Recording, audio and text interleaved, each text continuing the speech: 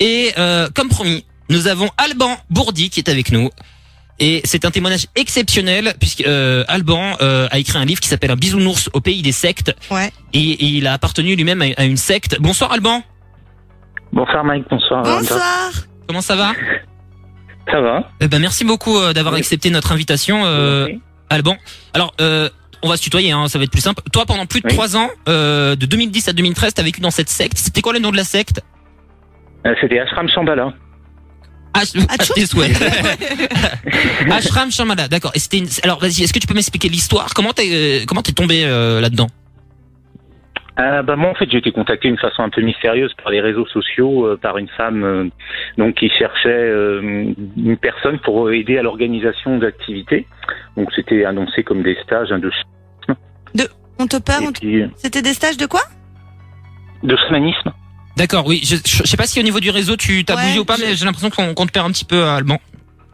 Ou c'est peut-être les esprits qui sont en train de déjà là, de perturber la conversation. C'est d'accord, du chamanisme. Donc le chamanisme, c'est différent. Les chamans sont différents des gourous classiques. Oui, c'est-à-dire le chaman normalement c'était on peut dire aussi sorcier dans certaines traditions. C'est plus le chaman c'était un mot plutôt.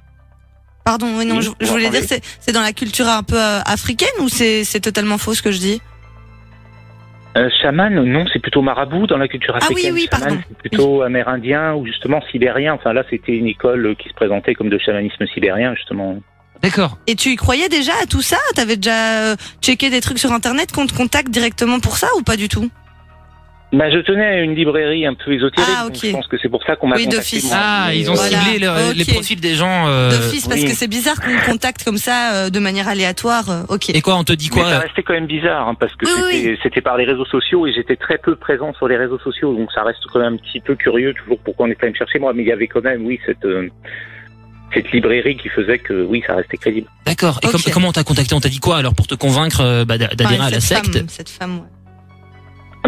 D'abord, c'était juste de présenter donc un stage de chamanisme sibérien et puis de dire que c'était très rare de pouvoir avoir la chance de rencontrer une chamane sibérienne. Alors finalement, la femme qui était présentée comme une chamane sibérienne, c'était une Sud-américaine qui était pas sibérienne, mais qui disait qu'elle enseignait le chamanisme sibérien.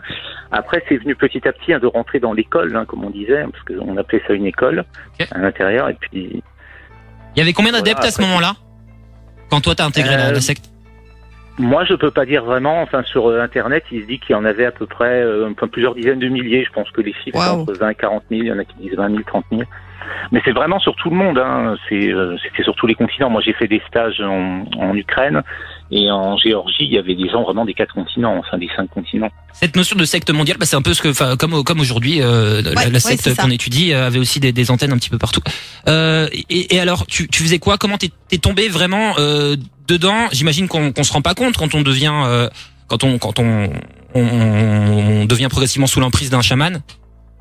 Oui, moi je me suis pas rendu compte du tout. Après, au début je trouvais vraiment tout magnifique, c'est-à-dire vraiment au début il y a une certaine euphorie, un engouement, puis on rencontre des gens qui sont, ça fait comme une espèce de petite famille. Là, on se rencontre des gens un peu sur tous les continents qui sont très enthousiastes aussi, et puis on nous dit en plus qu'on a une chance exceptionnelle d'être là, qu'on va accéder à des espèces de secrets, que notre vie va changer du tout au tout, qu'il y a des espèces de miracles. Tu te sens un peu unique comme ça, tu te sens super heureux de participer. Il y a vraiment une volonté oui.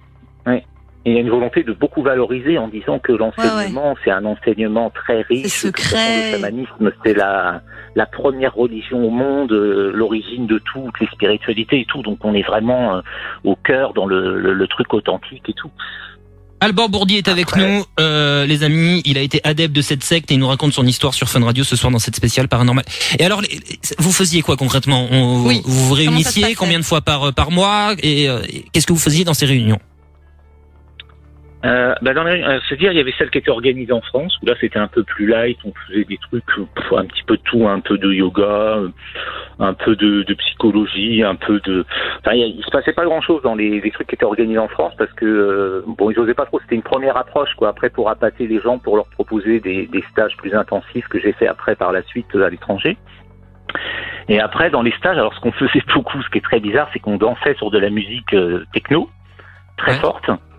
Et on dansait jusqu'à temps de rentrer un peu en espèce de transe. En transe, Oui, c'est ça. Le chamanisme, c'est beaucoup la transe, mais vraiment ce truc où on secouait la tête et tout, puis c'était très impressionnant. Ceux qui étaient vraiment dans le mouvement depuis un certain temps comme ça, on aurait vraiment dit, je sais pas comment dire, mais qu'ils étaient dans un état. Mais sans prendre de drogue alors, hein, vraiment juste au son de la musique, le fait de faire certaines danses, certains mouvements pendant un laps de temps précis, du coup, ça vous mettait dans cet état-là, c'est ça? Oui, enfin après moi je sais pas si ces personnes elles prenaient là quelque chose ou pas. Moi j'en ai peut-être pris à mon insu, j'en sais rien, mais enfin inconsciemment j'en ai pas pris en tout cas. Ouais, ok. Mais non, on était dans un état très, et puis il nous disait toujours de nous activer, enfin comment dire, de faire beaucoup d'exercices physiques. Donc par exemple de se mettre à genoux, se relever très vite plusieurs fois, ou des pompes ou des choses comme ça. Donc il y avait une volonté comme ça d'être toujours au taquet physiquement, mais pour beaucoup se vider la tête aussi, hein, parce qu'on devait dormir très peu, on mangeait très peu. C'était ça surtout la base. Et puis après, soi-disant, de se mettre dans cet état-là, ça nous ouvrait des portes de conscience au niveau spirituel. Quoi. Les réunions qui font un peu penser au truc aux États-Unis, au festival Burning Man. Ouais, de ouf. Ça part un petit peu en vrille comme ça, où ça danse sur des musiques où il y a aussi des chamans. Oui. Lorenza? Non, je voulais demander si le fait que vous ne mangiez pas beaucoup, que vous ne dormiez pas beaucoup, c'était eux qui vous disaient ça pour stimuler votre état de transe et pour être le plus proche possible de ce truc-là, ou pas du tout? C'était peut-être le processus? Ouais. Ah oui, c'était présenté comme ça. Après, avec le recul, je me dis c'est surtout pour qu'on réfléchisse pas trop et parce qu'on était dans cet état où après on n'a pas le temps de prendre du recul, quoi. On réfléchit pas, on est dans un état un peu vraiment très très spécial, quoi. Hein. En fait, eux, ils avaient plus la main sur vous grâce à ça, et en même temps, ils en profitaient pour vous dire que grâce à ça, vous atteignez cet état de transe, quoi. Donc vous vous rendiez pas trop compte des choses, et eux, en même temps, avaient plus l'emprise sur vous grâce à ça aussi, j'imagine. Oui. Et après, on faisait des rituels aussi un peu tantra, c'est-à-dire des trucs avec du toucher. Sexuel, ça, non? Être un peu.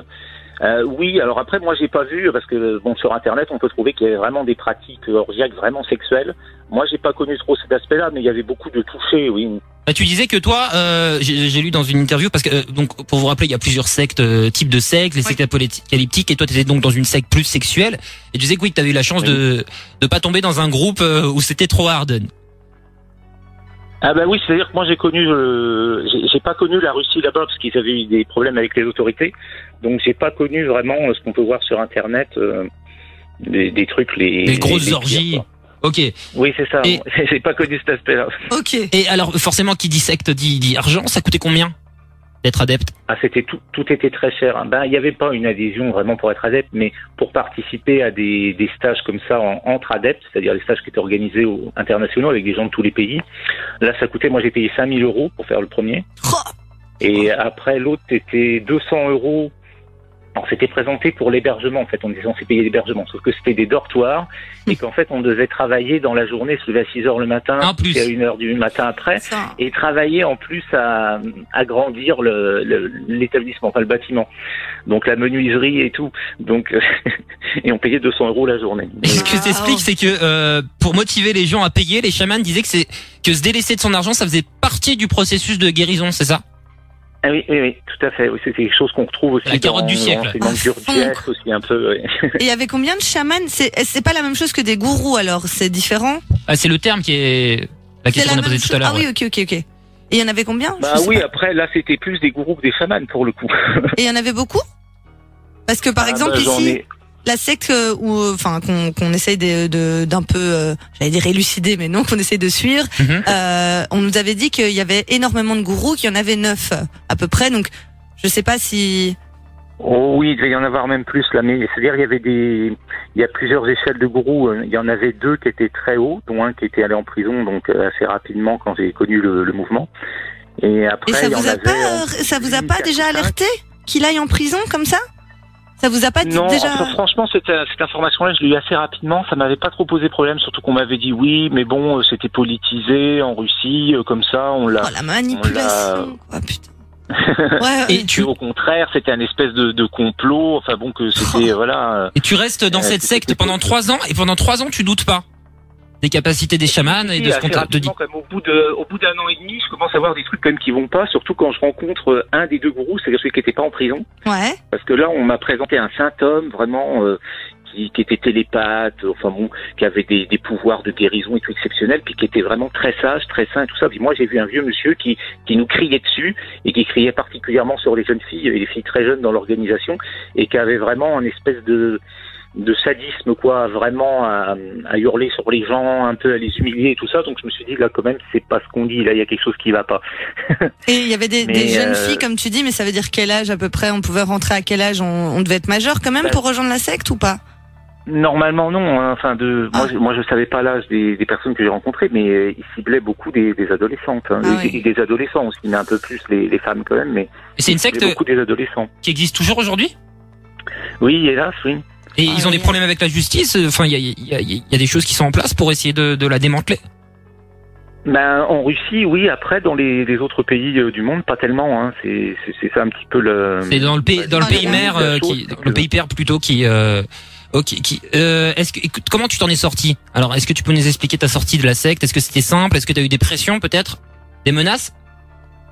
Pas trop, mais alors ce qui s'est passé, enfin ce qu'il faut savoir, c'est qu'au bout d'un an et demi, si je suis resté, c'est parce que vraiment j'étais sentimentalement complètement, enfin très amoureux de la femme qui m'avait fait rentrer dans l'organisation, la recruteuse entre guillemets. Ouais. Et donc c'est ce qui fait que je suis resté, même quand j'ai vu que ça allait pas, je me suis dit non, mais c'est pas possible, si elle y croit quand même. Enfin, bon, voilà quoi, j'ai continué un petit peu de manière inconsciente complètement parce que voilà, je voulais suivre cette femme et puis bon, je l'aimais, donc je me disais bon, si elle trouve ça bien, après tout on va essayer. Enfin bon, vraiment j'ai poussé un peu le bouchon là comme ça et je pense que j'ai pas eu trop de pression parce que il y a eu un espèce de clash dans le mouvement entre deux partis, ceux qui ont voulu rester fidèles à celui qui était en prison et l'autre, et chacun a pensé que j'avais pris l'autre camp en fait quand je suis donc t'as profité du quiproquo pour t'évader. C'est malin, c'est bien. Parti sur un malentendu. Et pourquoi sinon il y aurait pu avoir des représailles? Ouais. Des représailles, je sais pas, hein, mais je pense en tout cas qu'ils auraient beaucoup insisté, qu'ils auraient fait un espèce de harcèlement parce qu'ils étaient capables d'appeler plein de fois de suite si je répondais pas comme ça. D'accord, mais t'as jamais senti ta vie en danger de ce point de vue-là? C'était pas une secte violente? Non, pas trop, non, comme ça. Bon, après, c'est plus pour des gens, je pense, qui étaient là depuis plus longtemps, qui eux ont des expériences plus où vraiment on leur a fait des menaces, même parfois sur leurs enfants ou tout ça. Mais c'était plus des gens qui étaient là depuis plus longtemps. Moi, j'étais depuis 2-3 ans, puis j'étais en France, c'était un pays où c'était pas bien implanté, donc. Parce que moi, j'ai toujours entendu vraiment des histoires. Hein. Parce que j'ai toujours entendu dire que pour partir d'une secte, c'était vraiment extrêmement compliqué et que même si tu y arrivais, ils arrivaient à te retrouver. Changer d'identité, changer de vie en tout cas. Et donc là, c'est vrai que c'est étonnant que tu aies su du coup sur ce fameux malentendu partir aussi vite. Et c'est quoi, par exemple, les histoires comme tu dis que tu as entendues au niveau des gens qui veulent partir ou quoi? Enfin, peut-être un truc assez trash ou oui. Bah, il y en a une qui disait oui, qu'ils avaient menacé qu'ils allaient tuer sa fille si elle partait. Oui, j'ai entendu des choses comme ça. Donc c'était assez. Sa fille qui vivait chez ses grands-parents, donc elle avait laissé tomber parce que forcément, quand on rentrait dans le mouvement, on laissait tomber parents, enfants et tout ça. À moins qu'ils suivent dans le mouvement, parce qu'il y avait des cas comme ça où les parents, par exemple, surtout suivaient les jeunes dans le mouvement. Donc là, c'était accepté. Mais sinon, il fallait couper les ponts avec ta famille. Ah oui. Il y avait une haine en plus, enfin ça a été théorisé dans un livre du gourou, celui qui est en prison. Ouais. Je l'ai pas lu après le livre, hein. Il existe en anglais, mais j'ai jamais vu la version anglaise. Ouais. Mais il disait vraiment que la famille c'était nocif, le cadre familial c'était nocif. Enfin il y a une théorie anti-famille, comme quoi il fallait vraiment, fallait faire confiance aux gens spirituels, donc comme lui, et non pas à ses parents, quoi. Pour schématiser, c'est vraiment ça. Eh ben merci beaucoup Alban d'avoir été avec nous dans l'émission. Ton livre s'appelle Un bisounours au pays des sectes et c'est disponible au pays des sexes d'ailleurs. SEXT et secte, tu comprends le petit jeu de mots bien sympathique. Je t'embrasse Alban, merci beaucoup d'avoir été là, à bientôt. Moi aussi, merci à vous. La spéciale paranormale qui continue en direct de ce monastère.